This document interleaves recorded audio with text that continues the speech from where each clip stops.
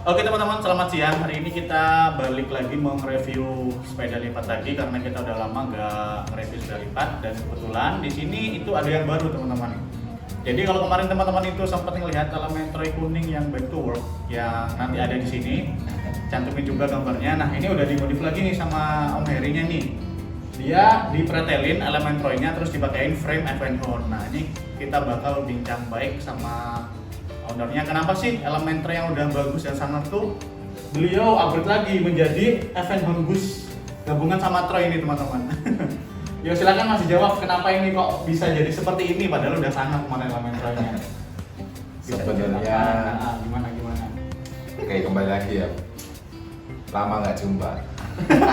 Iya udah berapa lama ya? Setelah berapa lama kita muter-muter baru kita jumpa lagi ya.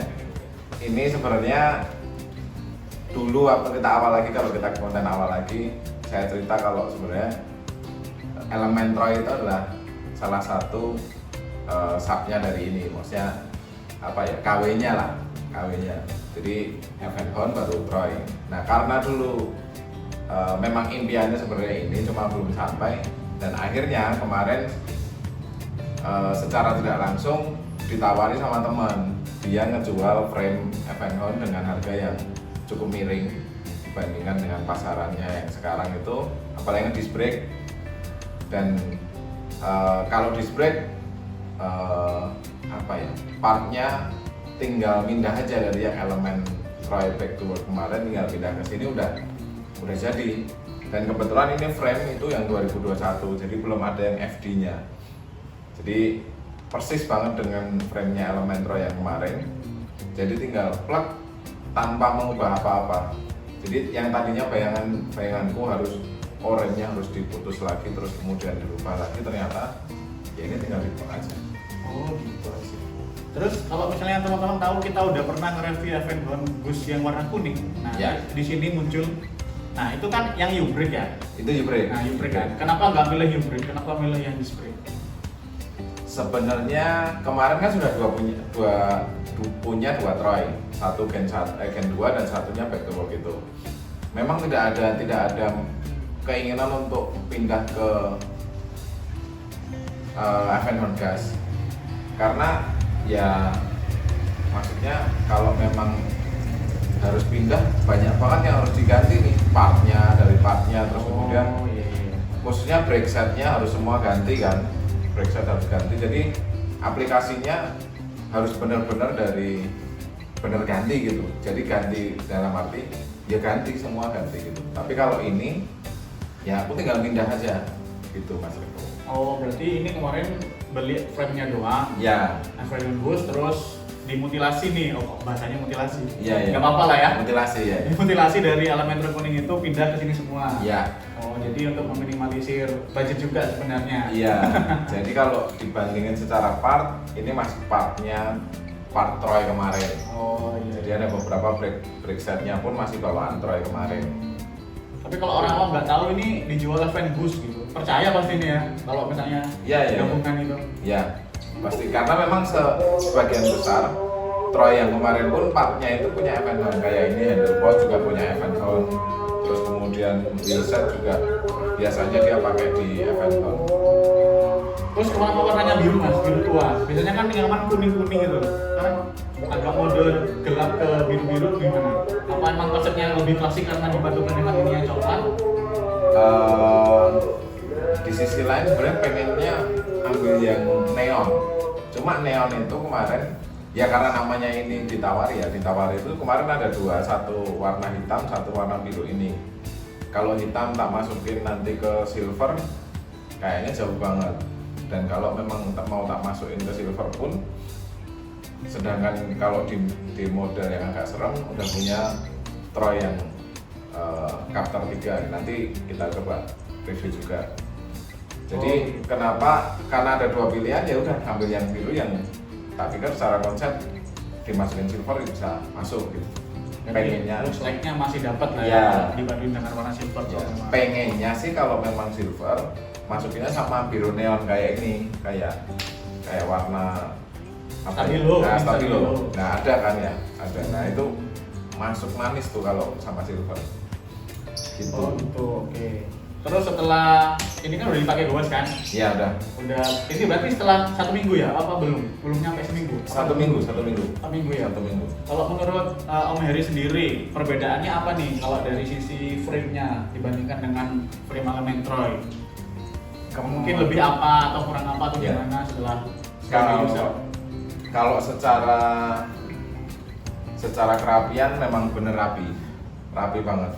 Ini dari las-lasan sama las-lasan mah rapi banget. Terus kemudian yang ketara banget itu, walaupun ini disc brake, kalau kita mau pakai U-brake itu bisa, karena setelannya si F1 Goose ini antara ban sama fork itu sangat dekat di sini. Tipis banget. Gapnya tipis. Ya, mau depan mau belakang itu sudah memang kayak settingannya gitu. Terus secara berat kemarin benar-benar secara frame ya, tak bandingin antara Elementroy sama ini nggak jauh beda sebenarnya. Cuma pas ketika semua sudah dirakit, padahal ini partnya Troy ini, tapi ketika ini ada di sini di goes itu ringan banget. Nggak tahu kenapa ringan aja. Yang saya rasain ringan. Terus kemarin kan juga istri nyoba, pertama kali nyoba buat night ride itu, dan ya memang reviewnya lebih ringan. Pantasnya lebih mahal ya ini kalau misalnya untuk F1 sendiri secara keseluruhan Mas, kalau misalnya kita beli untuk nih, kalau teman-teman misalnya aku mau nyari F1 Goose tapi gak mau ribet langsung beli jadi, itu sekarang kisaran berapa Mas? Sekarang kalau second tuh banyak tuh, rata-rata 6 juta 7 juta ke atas lah, tergantung dari part yang terpasang ya, terinstall di sepeda itu sendiri. Tapi kalau hanya untuk frame-nya, kalau nggak salah ya di marketplace itu untuk yang U-brake itu, U-brake maupun V-brake itu sekitar 2,8 lah, 2,8. Tapi untuk yang disc brake memang dia lebih mahal, sekitar 3 juta 100 ke atas lah. Oh Gitu. Berarti kemarin ini frame-nya dapat di mana? Beli online, beli ke temen atau gimana? Ada teman dari Jogja, jadi dia dapat, nggak tahu dia dapat dari mana. Dia dapat 2. Satu ini, satunya hitam sama gold. Nah dia tawarin mau nggak nih, karena dia tahu kalau aku mainan Troy ya. Jadi ya dia tawarin, terus aku coba berunding sama istri. Tadinya nggak mau dilepas karena dia suka warna kuning kan. Tapi aku kasih tahu kalau speknya F1 itu seperti ini. Nanti dari partnya si kuning tinggal dipindah ke sini, udah jadi gitu. Akhirnya setelah negosiasi, deal dia sudah dikirim ini. Gitu.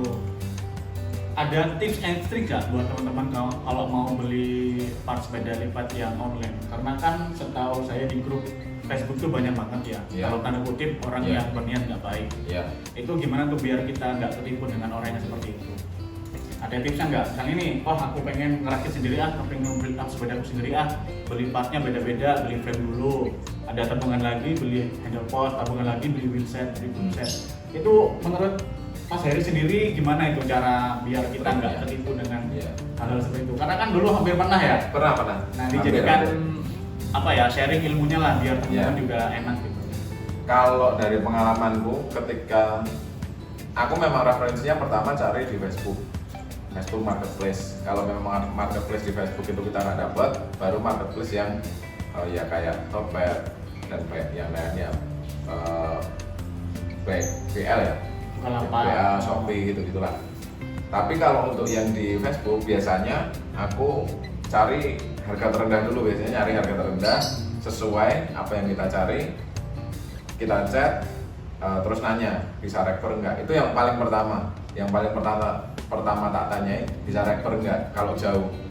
Karena secara fisik mungkin kita nggak bisa pegang langsung, tapi paling enggak komunikasi terus kemudian dia bisa melayani secara rekor, paling enggak itu sudah poin pertama yang bisa kita ambil. Terus yang kedua, menyiasatinya ya paling saran aja sih, karena beberapa kemarin kita ada kejadian, kemarin aku nyariin Elementroy dari Solo. Mungkin beliaunya yang ngirim itu tidak biasa untuk packing ya. Nah packing itu juga penting, di bagian beberapa khususnya yang memang penting, lipatan, terus kemudian BB terus kemudian di bagian frame depan, fork sama belakang untuk RD itu penting. Itu harus dibungkus secara rapi dan memang harus Full protection. full protection harusnya disampaikan ketika kita ke ekspedisi. Ya itu memang jangan dibanting gitu. Itu sih kalau yang buatku yang paling penting 2 poin itu. 2 poin itu cukup. Tapi kalau misalnya memang kita lagi apes nih, terus kita dapat part yang aduh bisa bisa kegores atau gimana itu gimana Mas? Apakah udah melakukan perjanjian sebelumnya dengan yang jual? Kalau misalnya ada apa-apa dengan pengiriman tuh tanggung jawabnya di mana? Apakah di seller atau di ekspedisi? Ya. Itu Kalau kemarin gimana? Kejadian kemarin, ini pengalaman juga. Kejadian kemarin itu kita kirim ternyata defect di pengiriman. Jadi sebelum pengiriman kita sudah komunikasi kalau memang kita sudah deal dan serius. Mereka juga mau ngasih share ini kan, share WA. Setelah share WA, kita komunikasi ya, foto, video dari awal sudah oke, packing sudah oke. Berarti kalau memang ada nanti kejadian, berarti di pengiriman. Nah, kenapa pertanyaanku yang pertama tadi adalah kita harus memastikan itu bisa rekber atau enggak. Karena kalau itu kita nggak via rekber, khususnya jasa Topet, Bukalapak, Shopee dan lain sebagainya, kita nggak bisa pending uang itu. Jadi ketika itu ada defect dan itu sudah diasuransikan, kalau memang itu masalah dari si pengirim, ya kita sampaikan ke pengirim. Tapi kalau memang itu di perjalanannya, ya asuransinya ada gitu. Itu sih. Berarti itu penting banget untuk asuransi untuk hal yang penting. Riskan ya untuk Ya. pengirimannya. Apalagi nominal yang gede. Nah itu dia Khususnya teman-teman. itu. Jadi harus benar-benar protection banget ya. Dan memang kebetulan kemarin itu sellernya bertanggung jawab banget. Jadi memang beliau bagus lah sejarah ini. Jadi buat teman-teman jangan asal beli karena harga murah. Ya. Misalnya nih pasaran 3 juta, terus tiba-tiba oh ada nih harga cuma 2 juta atau 2.500.000, itu kan udah gapnya tinggi banget tuh, itu patut dicurigai. Ya, ya. Apalagi di bawah 2 juta Mas ya. Iya, iya. Kan ini kan pasarannya sekarang 2,5 ya. 2,5 itu udah murah kalau untuk yang frame F&N Goose yang display ya, itu murah sih. Nah, murah banget Murah Mas. banget. Murah banget. Kalau dapat ambil. Ya, kalau dapat ambil, ya, kan kita nggak tahu lagi apakah nanti sepeda akan up lagi atau enggak. Cuma yang Harapannya jelas, bisa. Kalau memang hobi kan ya emang Iya. ya namanya laki-laki lah ya, cuman lagi duitnya kalau nggak hobi. Kebetulan kita hobinya begini nih bro, bukan yang Iya, lain iya. gitu kan. Jadi kelihatan dampak positif dan produktifnya kita tiap hari itu olahraga. Iya. Ya begitu teman-teman. Oke lanjut aja, kalau teman-teman pengen penasaran dengan sebenarnya nggak jauh beda dengan Troy kuning kemarin ya. Enggak. Cuma ya nggak apa-apa lah kita review lagi ya, Nggak barangkali di sini ada Ada teman-teman yang- beberapa. Ada beberapa. dirubah. Oh ada beberapa yang dirubah. Kayak chainring, Oh iya iya. chainring, terus kemudian apa ya? Ini stang nih, barusan kemarin kita dapat Joseph Wozak. Saya dapat Joseph Wozak itu nyari-nyari juga. Ini udah Ini dapat. kalau udah nyari-nyari nggak bisa tidur biasanya teman-teman ya. Sampai dapat gini Ini terus. warnanya hitam nih tadinya. Tak lunturin juga.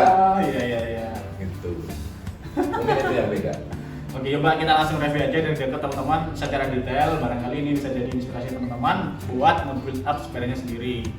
Jadi ketika langsung jadi udah full upgrade, udah semakin kece badai dan tambah ganteng maksimal. Iya. Yuk langsung kita review aja.